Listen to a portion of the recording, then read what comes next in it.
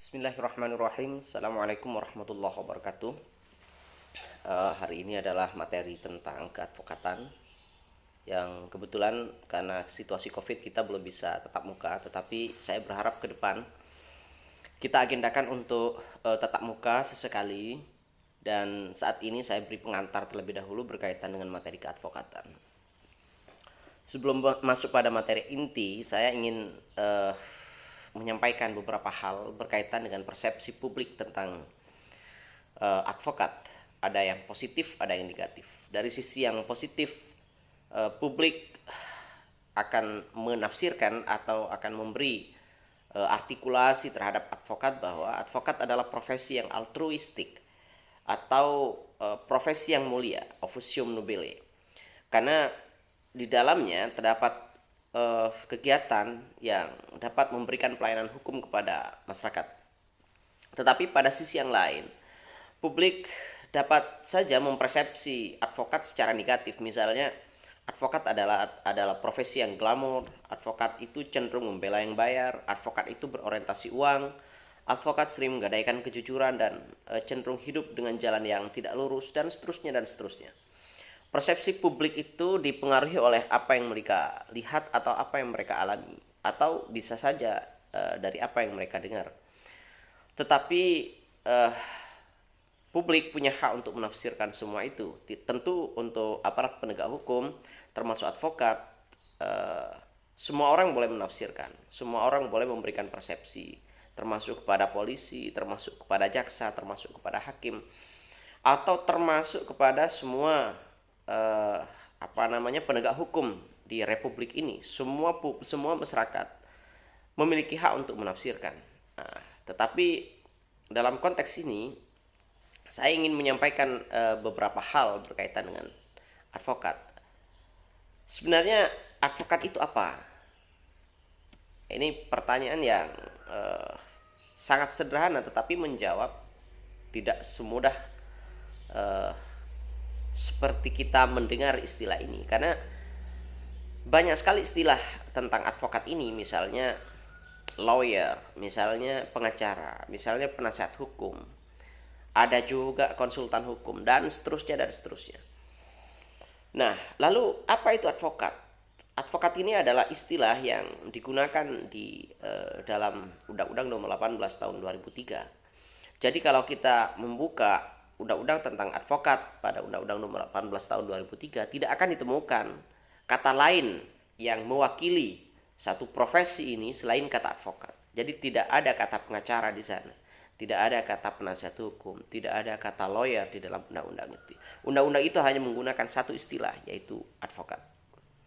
Nah, tetapi apa itu advokat? Tentu harus membaca isi dari undang-undang advokat. Nah, di dalam undang-undang advokat disebutkan bahwa advokat itu adalah profesi yang memberikan jasa hukum, baik di dalam maupun di luar pengadilan, litigasi maupun non litigasi, tentu yang memenuhi persyaratan berdasarkan ketentuan undang-undang. Undang-undang yang dimaksud adalah Undang-Undang Advokat Nomor 18 Tahun 2003. Nah, itu adalah advokat versi Undang-Undang Nomor 18 Tahun 2003. Di mana wilayah hukumnya? Kalau dulu ini selain advokat ada istilah pengacara, ada istilah pokrol, atau kalau kita baca literatur ada juga istilah pokrol bambu. Di mana wilayah kerjanya atau wilayah hukumnya? Dahulu ini pokrol wilayah kerjanya itu di pengadilan negeri. Sementara pengacara ruang lingkupnya, yurisdiksinya itu di provinsi, dan advokat itu dapat bekerja di seluruh negara kesatuan Republik Indonesia. Dari mana mereka mendapatkan legalitas? Ibarat orang mau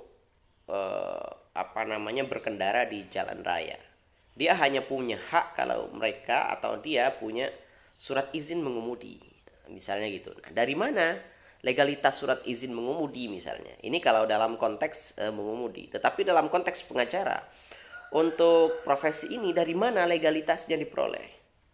Dulu itu masih istilah pokrol itu memperoleh legalitas dari pengadilan negeri.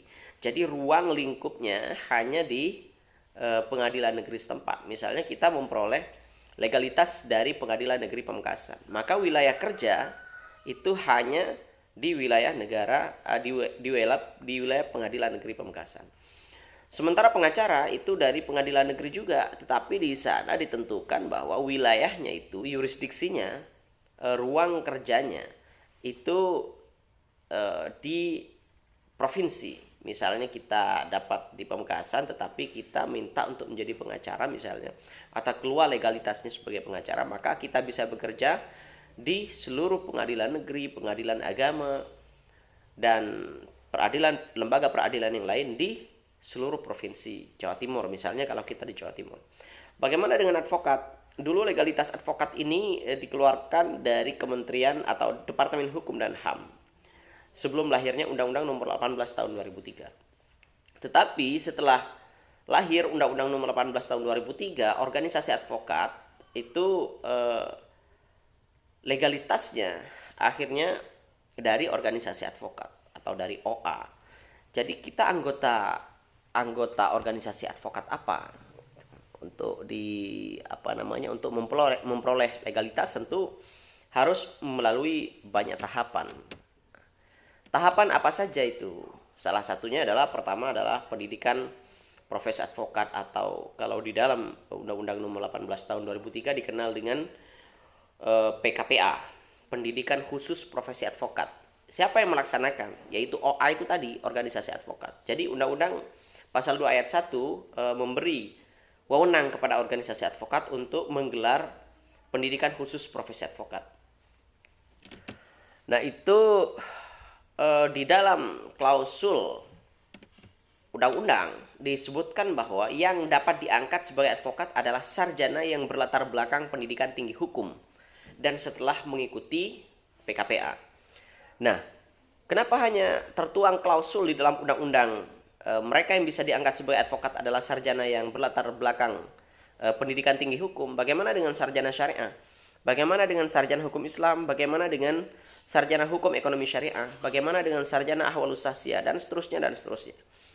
Nah, kalau di dalam undang-undang itu kita mencari di dalam klausul undang-undangnya, tidak akan ditemukan klausul sarjana syariah atau sarjana yang lulusan dari hukum ekonomi syariah atau ahwalus sahsiah dan seterusnya. Di mana itu disebutkan? Di dalam penjelasan pasal 2 ayat 1 Undang-Undang Nomor 18 Tahun 2003 tentang advokat dijelaskan, ini di penjelasannya, jangan dicari di klausul undang-undangnya. Di penjelasan undang-undang itu disebutkan yang dimaksud dengan berlatar belakang pendidikan tinggi hukum adalah lulusan fakultas hukum, fakultas syariah, perguruan tinggi hukum militer, dan perguruan tinggi ilmu kepolisian. Nah, itu klausul atau penjelasan-penjelasan yang tertuang di dalam penjelasan undang-undang advokat. Apa saja syarat-syarat menjadi advokat? Itu disebutkan di dalam pasal 3 ayat 1 Undang-Undang Nomor 18 Tahun 2003. Silakan sambil dibuka sehingga saya tidak perlu menyampaikan secara detail di dalam pengantar materi kuliah ini. Dan saya kira mahasiswa ini adalah generasi milenial, semuanya sudah bisa mengakses internet, jadi tidak ada alasan untuk mengatakan bahwa kami tidak punya literatur misalnya, atau tidak punya paket dan lain sebagainya. Paket banyak yang free ya di Pamekasan, jadi saya kira sudah bisa untuk mengakses informasi. Karena ini syarat-syarat menjadi advokatnya banyak, misalnya warga negara Indonesia, bertempat tinggal di Indonesia, berstatus sebagai pegawai negeri, tidak berstatus sebagai pegawai negeri atau pejabat negara, berusia minimal 25 tahun, berijazah sarjana yang berlatar belakang pendidikan tinggi hukum seperti yang disampaikan tadi. Kemudian lulus ujian yang diadakan oleh organisasi advokat, istilahnya adalah UPA, ujian profesi advokat. Kemudian magang sekurang-kurangnya 2 tahun pada kantor advokat, tidak pernah dipidana karena melakukan tindak pidana yang diancam dengan pidana penjara 5 tahun atau lebih, berperilaku baik, jujur, bertanggung jawab, adil, punya integritas yang tinggi, dan seterusnya dan seterusnya. Ini semuanya tertuang di dalam pasal 3 ayat 1 Undang-Undang Nomor 18 Tahun 2003 tentang advokat. Itu hanya pengantar. Apa saja tugas dan fungsi advokat?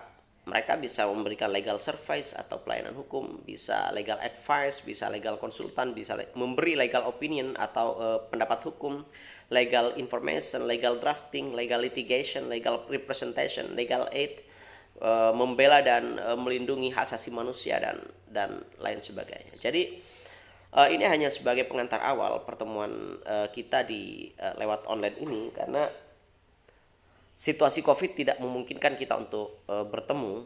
Tetapi harapan saya ke depan, saya ingin bertemu secara fisik untuk menjelaskan beberapa hal berkaitan dengan materi keadvokatan ini. Sementara itu yang dapat saya sampaikan. Assalamualaikum warahmatullahi wabarakatuh.